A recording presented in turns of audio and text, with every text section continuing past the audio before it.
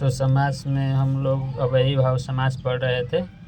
अब अव्ययी भाव के समास के अंतर्गत 16 अर्थ का सूत्र था। ये 16 अर्थों का हम लोग बारी बारी से 9 तक कंप्लीट किए थे। आज 10वां कंप्लीट करेंगे। 10वां अर्थ कैसा प्रयोग होता है। तो हम लोग अव्ययी भाव के बारे में समझे थे कि अव्ययी भाव में हमेशा अव्यय पद रहेगा और हमेशा एक नपुंसक लिंग एक वचन में रहेगा। अव्ययी भाव समास उसका अर्थ ही हुआ कि अव्यय साथ में जुड़ा रहेगा। बिना अव्यय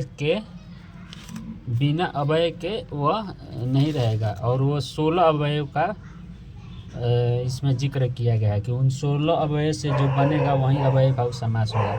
तो 10वां अर्थ क्या था? यथा। यथा को इसमें 3 अर्थ में प्रयुक्त किया गया है, जिसमें पहला है यानी योग्यता के अर्थ में। तो योग्यता के अर्थ में हम अनु अव्यय पद का समास करेंगे। जैसे रूपस्य योगनम यानी रूप का योग्य, यानी रूपस्य योगनम। तो योग का बात कर रहा है, इसलिए हम योग के अर्थ में हम अनुरूपम कह देंगे तो ये तो समासिक पद हो गया। अगर हम अनुरूपम कह देंगे तो इसका अर्थ क्या हुआ? रूपस्य योगनम यानी रूप के योग्य है। क्या है? रूप के योग्य। अगर हम कह दिए अनुगुणम यानी गुण के योग्य है। क्या है? गुण के योग्य है। यानी योग शब्द में हम योग्यता के शब्द में हम अनु अव्यय लगाकर समासिक पद बनाएंगे। यानी अनु अव्यय लगाकर हम समास करेंगे। अगर इसका समास विग्रह करना होगा अनुगुणम का तो गुणस्य योगनम, अनुरूपम का रूपस्य योगनम। इसका दूसरा यथा का दूसरा अर्थ इसमें दूसरा का प्रयोग होता है विप्सा यानी 2 बार के अर्थ में। जैसे अगर विप्सा के अर्थ में क्या करेंगे? प्रति का उपयोग करेंगे। यानी 2 बार अगर कोई चीज़ आएगा तो प्रति लगा देंगे। जैसे दिनम दिनम ना कह के हम क्या कर देंगे? प्रतिदिनम कहेंगे तो भी इसका अर्थ दिनम दिनम होगा। तो प्रतिदिनम हम कहेंगे तो ये समासिक पद हो गया। तो और इसका विग्रह करेंगे तो दिनम दिनम। तो अगर कोई कहे कि दिनम दिनम तो कहो कि तुम दिनम दिनम क्यों कर रहे? तुम एक बार कर दो प्रतिदिनम, क्योंकि इसका भी अर्थ क्या है? दिनम दिनम ही होगा। समासे का अर्थ होता है समाहित करना, यानी 2 शब्दों को आपस में जोड़ के एक शब्द बनाना, एक पद बनाना। 2 या 2 से अधिक पद को। तो यहाँ भी 2 या 2 से अधिक पद है, एक कम। यहाँ 2 पद है, एक कम एक कम। तो एकम एकम ना कह के एक कम कह देंगे तो हो जाएगा एकम एकम। तो ये समासिक पद हो गया या समास विग्रह हो गया। तो यानी 2 बार के अर्थ में हम प्रति अव्यय का प्रयोग करके समास बनाएंगे। तीसरा इसका अर्थ क्या है यथा का? अतिक्रम, अनतिक्रम। अनतिक्रम मतलब सीमा को नहीं तोड़ना, यानी सीमा तक, यानी उसके पार नहीं। तो अतिक्रम के अर्थ में यथा अव्यय का प्रयोग करेंगे। यथा अव्यय यानी अतिक्रम। अनतिक्रम के अर्थ में यथा। जैसे शक्तिम अनतिक्रम, तो जैसे ही अनतिक्रम कर देखे तो फत से शक्ति में क्या लगा देंगे? यथा। तो पहले लगा देंगे तो यथा शक्ति हो जाएगा। और समयम अतिक्रम, जैसे ही अतिक्रम देखे तो समय के पहले क्या लगा देंगे? यथा शक्ति, यथा समयम। बलम अतिक्रम, तो बलम अतिक्रम में पहले हम अतिक्रम के लिए क्या लगा देंगे? किस अव्यय पद का प्रयोग करेंगे? तो यथा का, तो यथा बलम हो जाएगा। इसी को उल्टा करके पूछ देगा यथा बलम का क्या होगा समास विग्रह? तो बलम अनतिक्रम। यथा समय के क्या होगा? यथा अतिक्रमण। यथा शक्ति का क्या होगा? यथा शक्ति में अतिक्रमण, अनतिक्रमण। तो यह यथा का 3 अर्थ हुआ। अब 11वां नियम देखते हैं। 11वां नियम क्या कह रहे हैं? 11वां अर्थ क्या है? अनुपुण्य। अनुपुण्य मतलब क्रम होता है, यानी अनुपुण्य के क्रम में अनु अव्यय पद का समास होता है। यानी अनु का हम जैसे कह देगा ज्येष्ठस्य अनुपुण्येन, तो यानी अनुज्येष्ठम हम कर देंगे, क्योंकि इसके लिए हम अनुपुण्य जैसे ही देखें क्रम जैसे नहीं होता है। अनुज्येष्ठ मतलब क्या होता है, यानी क्रम बता रहा है कि आगे ज्येष्ठ के क्रम बता रहा है, माने बड़ों का क्रम। कनिष्ठ अनुपुण्यम, तो इसके अनुपुण्यम जैसे ही देखेंगे तो अनुकनिष्ठम लिख देंगे, अनुकनिष्ठम। वर्णस्य अनुवर्णम, तो इसमें भी वनुस्य वर्णस्य है तो अनु लगा देंगे, वर्णस्य अनुपुण्यन है तो अनुपुण्यम लगा देंगे। यानी अनुपुण्यम को हम अगर हम समास वगैरह करेंगे तो क्या हो जाएगा, वर्णस्य अनुपुण्यम। कनिष्ठ का हम समास वगैरह करेंगे तो कनिष्ठ अनुपुण्यन। अनुपूज्यष्टम का करेंगे तो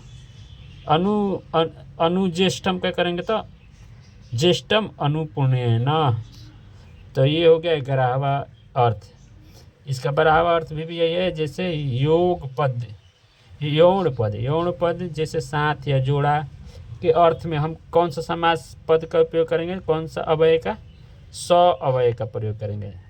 यानी साथ का, जैसे चक्रेण युगपद, चक्रेण युगपद को हम सचक्रम लगा देंगे। यानी इसका चक्रेण युगपद का अर्थ है चक्र के साथ, चक्र के साथ, तो हम सचक्रम लिख देंगे तो चक्र के साथ हो जाएगा। हर्षेण युगपद, यानी हर्ष के साथ, तो हम सहर्षम लिख देंगे तो इसका भी अर्थ होगा हर्ष के साथ। अब इसका उल्टा दे देगा, सहर्षम का क्या हो जाएगा, हर्षेण युगपद। सहचक्रम का क्या हो जाएगा, चक्रेण युगपद। तो इस तरह उल्टा सीधा दोनों आप लोग रिवीजन कर लीजिएगा। तो साथ के अर्थ में स का प्रयोग, साथ के अर्थ में स अव्यय पद का प्रयोग करके हम समास बनाएंगे। चक्रेण युगपद है, यानी चक्र के साथ है, युगपद का साथ होता है, इसका हिंदी साथ होता है। चक्रेण युगपद का हम समासिक पद बनाएंगे तो सचक्रेण लिख देंगे तो इसका अर्थ यही होगा, यानी दो पद मिलकर एगो पद बनाया। और यह हमेशा एक वचन नपुंसक लिंग में रहेगा, अव्ययी भाव। तो अव्ययी भाव का ये आगे देखेंगे। 13वां नियम क्या कर रहा है, सादृश्य। जैसे सादृश्य का अर्थ होता है जैसा, यानी सादृश्य यानी जैसा के अर्थ में स अव्यय पद लगाकर समास बनाते हैं, समास होता है। यानी जैसा के अर्थ में, जैसे हरि सदृश, यानी हरि जैसा, इसका हिंदी क्या हुआ, हरि सदृश का हरि जैसा। तो हम कह देंगे कि हम इतना ना कह के हम समास में लिखेंगे तो स हरि लिख देंगे तो इसका भी अर्थ होगा हरि जैसा। शिवस्य सदृश, तो हम स शिव भी लिख देंगे तो शिव जैसा हो जाएगा। इसका भी हम अगर इसका भी हिंदी करेंगे शिव के जैसा, यहाँ हरि के जैसा, सॉरी, यहाँ हरि के जैसा, यहाँ शिव के जैसा। तो शिव के जैसा को हम स शिवम लिख देंगे। रामस्य सदृशम, राम के जैसा, तो हम स राम भी लिख देंगे, स रामम भी लिख देंगे तो राम के जैसा ही अर्थ होगा। अगर हम कह देंगे स रामम का समासिक विग्रह करें तो रामस्य सदृश लिख दीजिएगा। स शिवम का समासिक विग्रह करेंगे तो शिवस्य सदृश लिख दीजिएगा। स हरि का हम समासिक विग्रह करने के लिए तो हरि सदृश लिख दीजिएगा। यानी उल्टा सीधा दोनों रिवीजन करना है।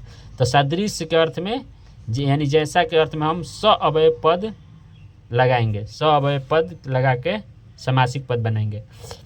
संपत्ति के अर्थ में हम सु अव्यय पद का समास होता है। यानी संपत्ति के अर्थ में सु अव्यय पद लग के समास बन जाता है। जैसे छत्राणाम संपत्ति, यानी राजाओं की संपत्ति। तो इसका हिंदी क्या हुआ, राजाओं की संपत्ति। तो राजाओं की संपत्ति न, इतना हम दो पद न लिख के हम एक ही शब्द में बोल देते हैं। सुछत्रम का अर्थ भी हुआ, क्या हुआ, राजाओं की संपत्ति। यहाँ क्षत्रियाणाम संपत्ति, यानी क्षत्रियों का संपत्ति।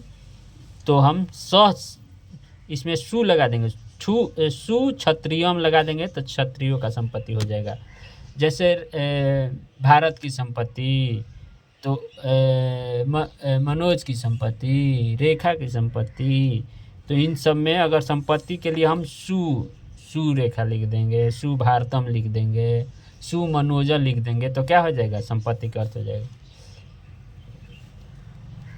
यहाँ अब यहाँ 15वां नियम क्या है, साकल्य संपूर्णता। इसका भी हम सुक्षत्रियम कहेंगे, इसका समासिक विग्रह करेंगे। समासिक विग्रह बोलेंगे करने के लिए तो क्षत्रियाम संपत्ति लिख दीजिएगा। साकल्य यानी संपूर्णता के अर्थ में, संपूर्णता के अर्थ में यानी साकल्य के अर्थ में स अवयव पद का समास होता है, यानी इसमें भी स अवयव पद होगा। जैसे तृणम अपि न परिणते, इसका अर्थ ये हुआ, यानी इसका अर्थ हुआ कि घास को भी नहीं छोड़ा, घास को भी नहीं छोड़ा, यानी सब लेके चला गया। नहीं आदमी कहला कि कुछो नहीं के छोड़ रहे घर में, एगो धुरियो नहीं के छोड़ रहे, मतलब एगो घास भी नहीं छोड़ा है। तो इसको हम इतना न कह के इसका समासिक विग्रह कर देंगे, सतृणम यानी घास तक भी नहीं छोड़ा। इसका अर्थ हुआ यह मार्जिनिम अपि न परिणय, यानी समार्जनम, समार्जनम यानी सब कुछ, यानी सब कुछ मतलब नहीं छोड़ा। इसका अर्थ यही हुआ, यानी सब कुछ लेके चला गया, यानी सब मार्जन कर दिया, यानी सब धो दिया, कुछ मतलब रहने नहीं दिया, सब कुछ धो दिया। 16वां नियम क्या है, अंतवचन। अंतवचन यानी इसका अर्थ होता है तक के अर्थ में, यानी तक के अर्थ में भी हम स अवयव पद का ही समास करेंगे, यानी स अवयव पद लगा के ही समासिक पद बनाएंगे। जैसे महाभारत प्रयत्नम, यानी महाभारत तक, इसका हिंदी क्या हुआ, महाभारत तक। तो तक के अर्थ में भी हम स लगा देंगे तो हो जाएगा स महाभारतम। रामायणम प्रयत्नम यानी रामायण तक, तो इसमें भी लगा देंगे स रामायणम, तो रामायण तक हो जाएगा। अग्नि प्रयत्नम यानी अग्नि तक, तो स अग्निम लिख देंगे, तो इसका भी अर्थ क्या हो जाएगा। तो स अवयव इसमें बहुत स अवयव पद का आप लोग अच्छा से रिवीजन कर लीजिए, क्योंकि स अवयव पद बहुत लगभग 2-3 अर्थ में प्रयोग हुआ है, यहाँ तक में भी और यहाँ संपूर्णता में भी और यहाँ सादृश्य में भी। तो इन सब का आप लोग बुक से सब एग्जाम्पल एक बार देख लीजिएगा अच्छा से। तो 16 नियम आज ये थी हो गया। आगे हम लोग इसमें और 1-2 है, 1-2 अलग से बताया गया है, उसको हम लोग पढ़ेंगे। तो अव्ययी भाव समास में अव्ययी भाव समास में सबसे मेन बात होता है कि वो अव्यय का बना होगा, यानी उसके पहले अव्यय लगा ही लगेगा। जैसे सु अव्यय लगा हुआ है, स अव्यय लगा हुआ है, यहाँ भी स अव्यय लगा हुआ है, यहाँ यथा अव्यय लगा हुआ है, यहाँ प्रति अव्यय लगा हुआ है, यहाँ अनु अव्यय लगा हुआ है, यानी ऐसे 16 अवयवों का इसमें जिक्र है। इन 16 अवयवों को आप लोग ध्यान रख लीजिएगा, रिवीजन अच्छा से कर लीजिएगा। तो आगे हम लोग नेक्स्ट कल क्लास करेंगे।